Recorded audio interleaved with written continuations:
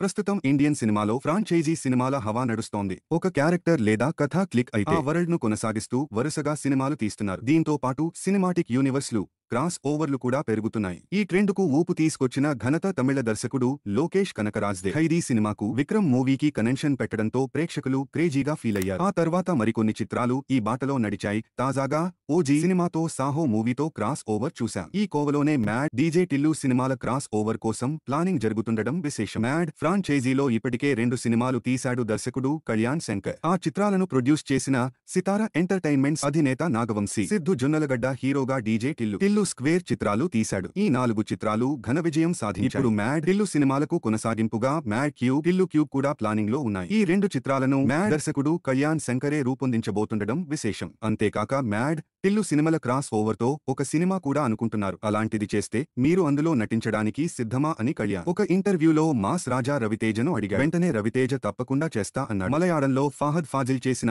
ఆవేశం సినిమాలోని పాత్ర తరహాలో క్యారెక్టర్ పెడదాం అంటూ కళ్యాణ్ ప్రపోజ్ చేయగా ఖచ్చితంగా నటిస్తానని, అందుకోసం ప్లాన్ చేసుకోమని చెప్పాడు రవితేజ. ఈ సినిమాకు మాస్ మ్యాడ్ క్యూబ్ అని పెడదాం అంటూ టైటిల్ కూడా సజెస్ట్ చేశాడు కళ్యాణ్. మరి నిజంగా ఈ crazy cross over Raviteja cameo సాధ్యమవుతాయేమో చూడాలి.